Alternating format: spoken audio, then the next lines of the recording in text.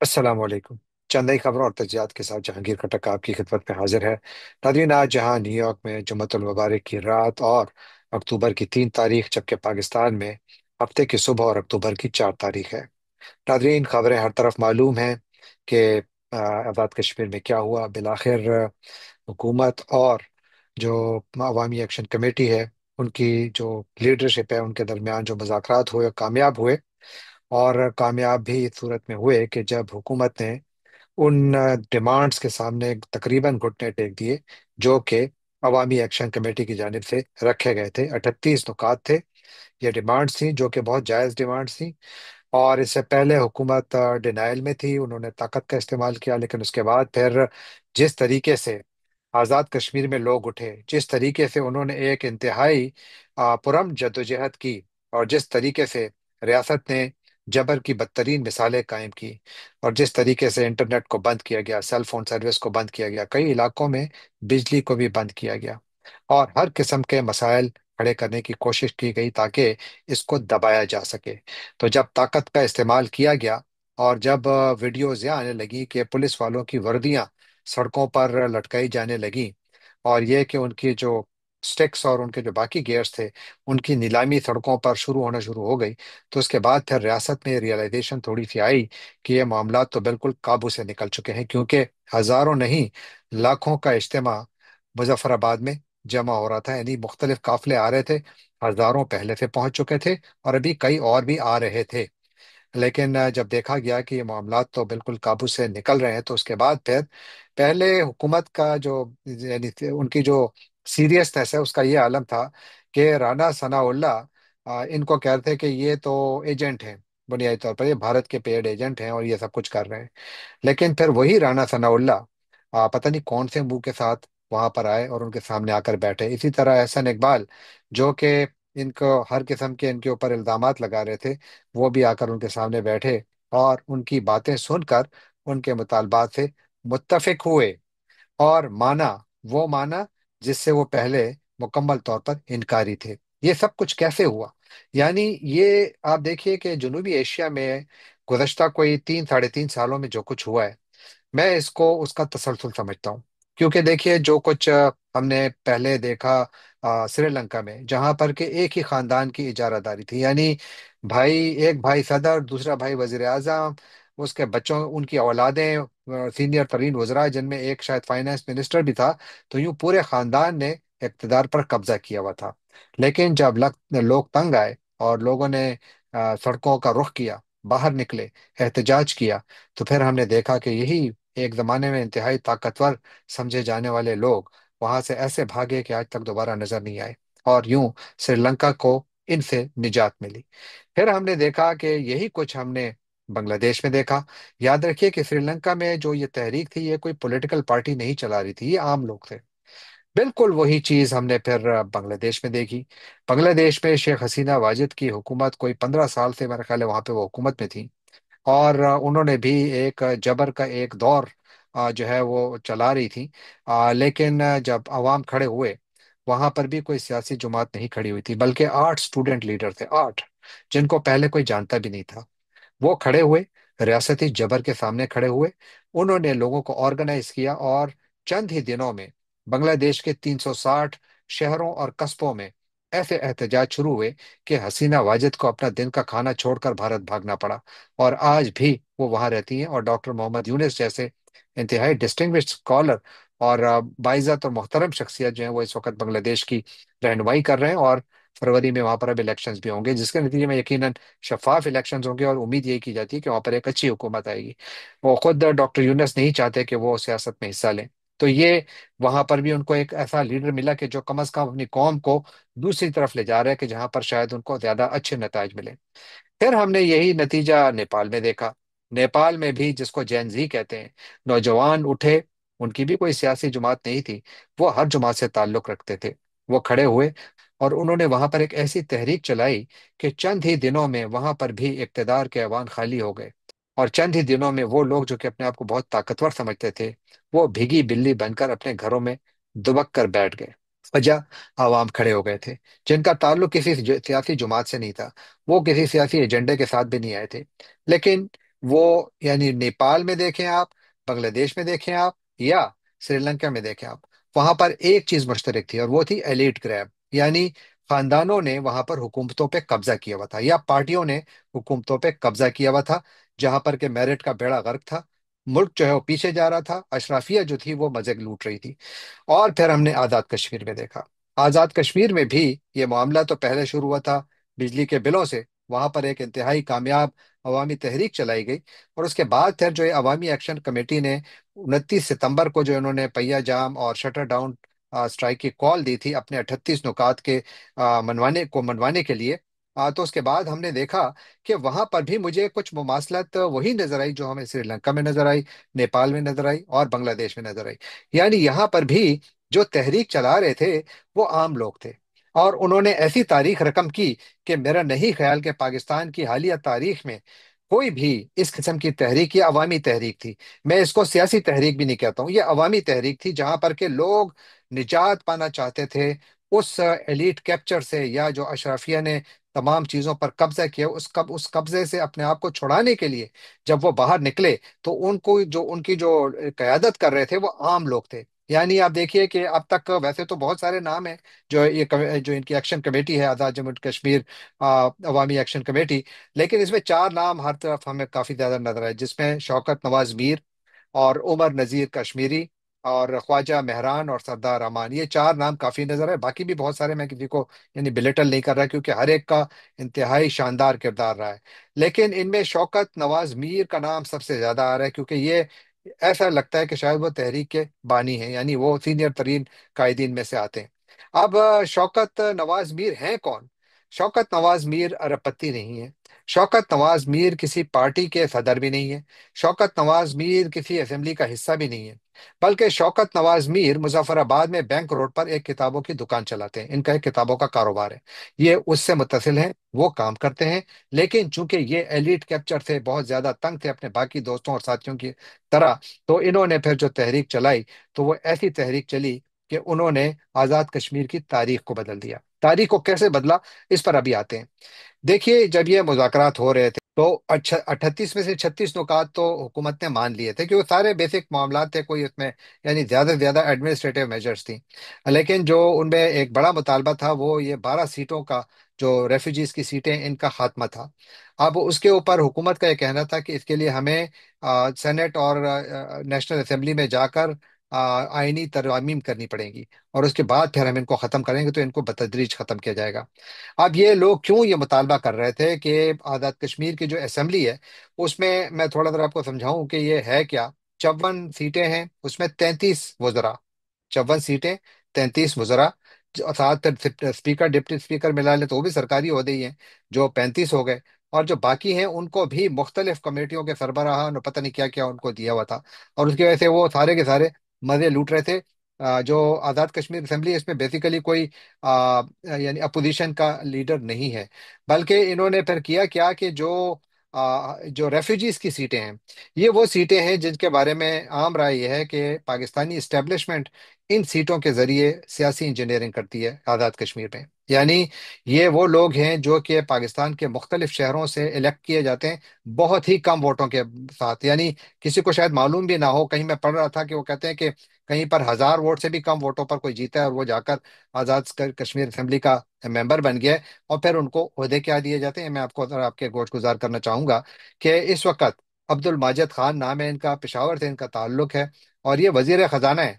कितने वोटों पर इलेक्ट हुए किसी को नहीं मालूम, शायद चंद सौ वोटों पर। जावेद भट्ट, ये वजीर ट्रांसपोर्ट हैं, रावलपिंडी से ताल्लुक। मोहम्मद अकमल सरगला, वजीर जंगलात, इनका ताल्लुक नारवाल से है। इसी तरह मोहम्मद अकबर चौधरी, वजीर खुराक, गुजरात से।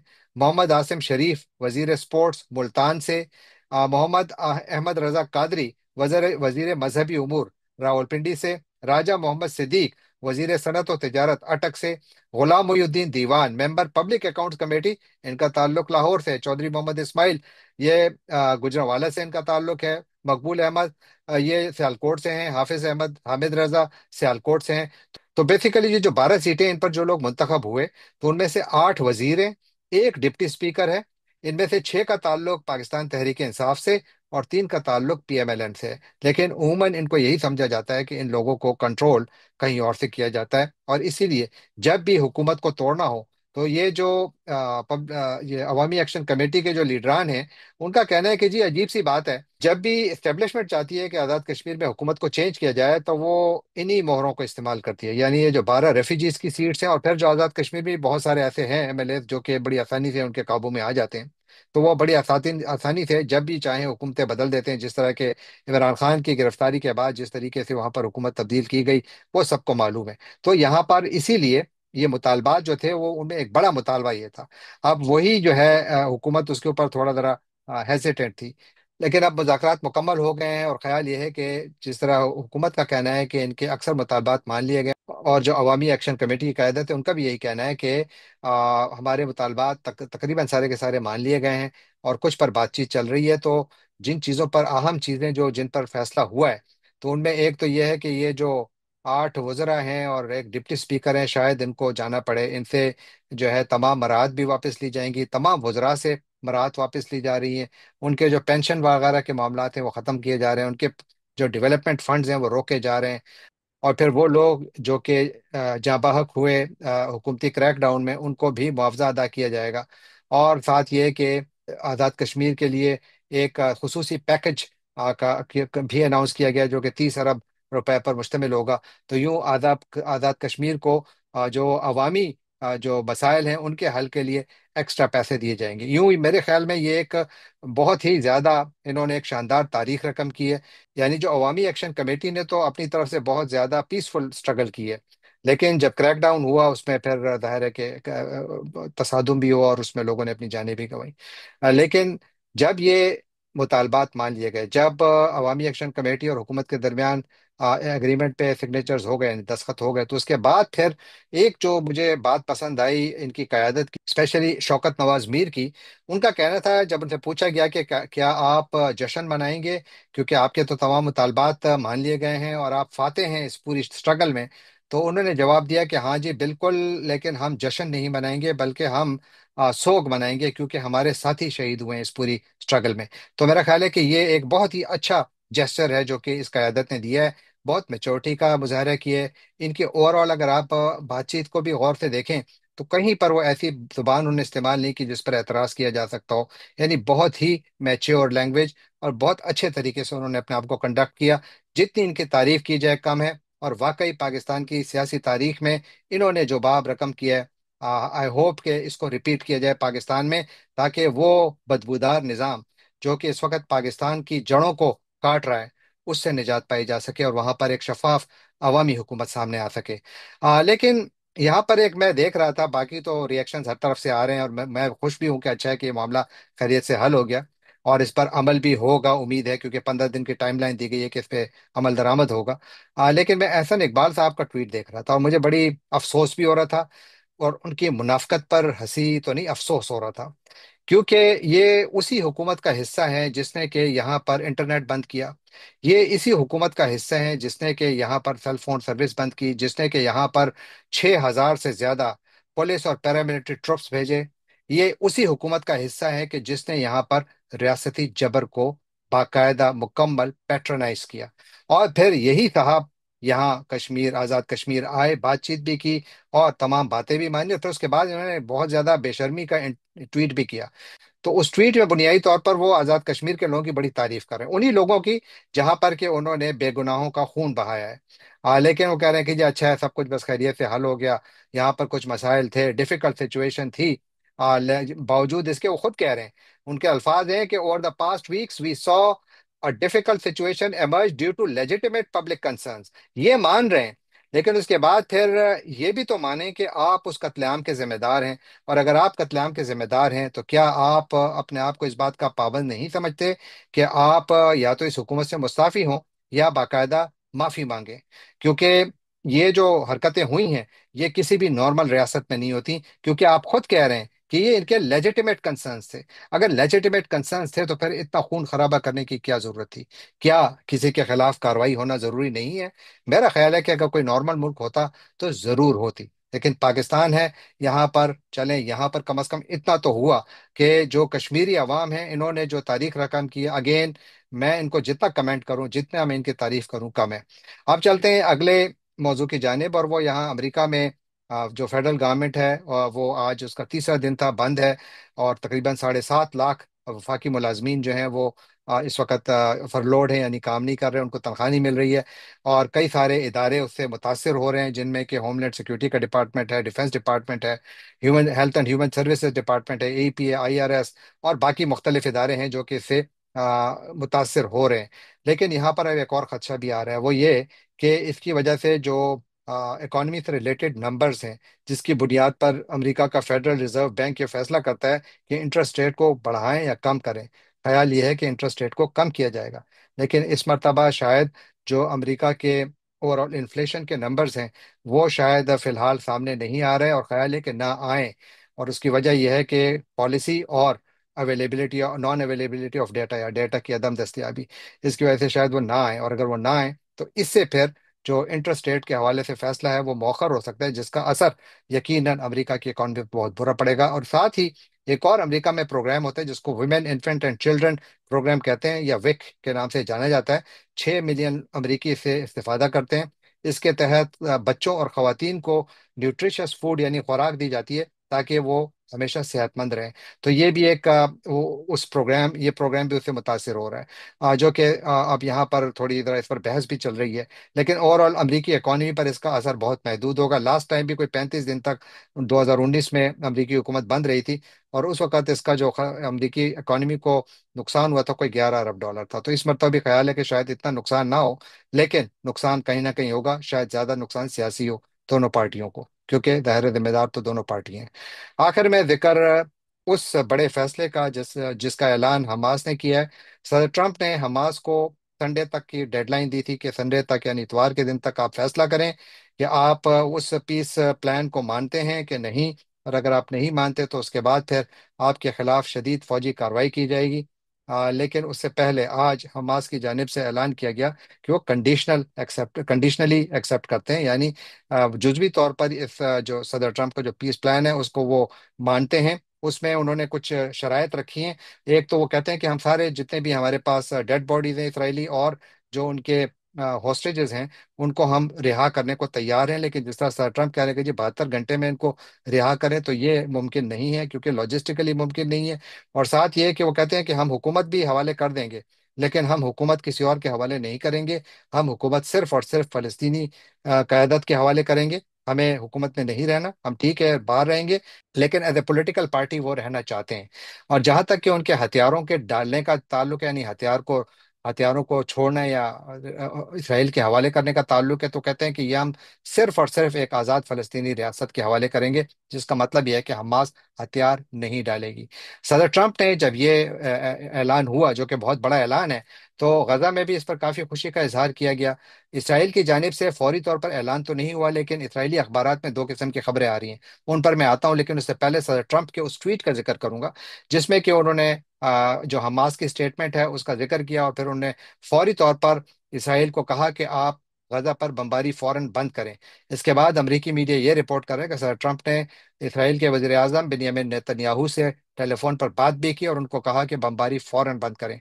और उसके बाद मैं अभी इस शो को रिकॉर्ड करने से पहले इसराइली मीडिया देख रहा था, तो वो कहते हैं कि वहां पर भी जो उनकी इसराइली फौज है, उनके जो सरबरा हैं, उन्होंने फौज को हुक्म दिया है कि आप तमाम जो ऑपरेशन हैं वो रोक दें गजा में। और साथ ये कि जो इम्प्लीमेंटेशन है सदर ट्रंप के प्लान की, उसकी इम्प्लीमेंटेशन के लिए तैयारी करें। और जो इसराइल के प्राइम मिनिस्टर का ऑफिस है, यानी नेतन्याहू का जो दफ्तर है, उसका भी कुछ ऐसा ही ऐलान है। वो भी यही कह रहे हैं कि सर ट्रंप का जो 20 नुकाती फार्मूला है, जो प्लान है, उसके ऊपर जो है वो अमल दरामद के लिए काम करते रहेंगे। अब देखते ही हैं कि क्या इसराइल फॉर्मली इसके ऊपर जवाब क्या देता है, क्योंकि अभी तक उनका बाकायदा जवाब नहीं आया। लेकिन जो प्राइम मिनिस्टर का ऑफिस है वो कहते हैं कि हम सर ट्रंप के साथ जंग के खात्मे के लिए मुकम्मल ताउन करेंगे, बिल्कुल उन्हीं शराइत की बुनियाद पर जो कि सर ट्रंप के विजन के मुताबिक हैं। तो लगता है कि शायद वो लार्जली एग्री करते हैं, लेकिन एग्जैक्टली उनका बाकायदा जवाब अभी तक नहीं आया है। लेकिन उम्मीद ये की जा रही है कि इसराइल शायद सदर ट्रंप को ना ना कह पाए। अब सबसे बड़ा सवाल यह है कि जब ये सब कुछ हो जाए, यानी कि जो हॉस्टेजेस हैं वो रिलीज हो जाएं, उसके बाद फिर यहाँ पर फ्यूचर क्या होगा, ये अभी तक गैर वाज़ेह है। लेकिन ये ज़रूर वाज़ेह है जो हमास की स्टेटमेंट में सामने आ रहा है कि शायद वो भी थोड़े ओपन है कि जो फ़लस्तीनी क़यादत और जो मुस्लिम ममालिक की किसी तरह की इन्वॉल्वमेंट, मुझे लगता है वो उसके लिए ज़्यादा ओपन नज़र आ रहे हैं। तो हो सकता है कि वो 6 ममालिक जो सर ट्रंप के साथ बैठे थे, जिनमें पाकिस्तान भी शामिल है, शायद उनका कोई किरदार सामने आए। लेकिन फिलहाल ये शबी बिल्कुल गैर वाज़ेह है, क्योंकि अभी इसमें मजीद बातचीत होना बाकी है। हमास भी कह रहे हैं कि इसमें मजीद बातचीत होना बाकी है, और सर ट्रंप भी यही इंदिया दे रहे हैं कि अभी मजीद डिटेल जो है वो उन पर बात होना बाकी है। तो दुआ करते हैं कि ये जंग खत्म हो, यहाँ पर अमन आए, और यहाँ पर एक दायमी अमन आए, यहाँ पर एक आज़ाद फ़लस्तीनी रियासत भी बने जो महफूज तरीके से अपनी ज़िंदगी गुजारे, वहाँ पर लोगों के उनकी फलाह के लिए काम करे, और इसी तरह इसराइल भी एक महफूज रियासत के तौर पर काम करे और अपने लोगों की फलाह के लिए काम करे।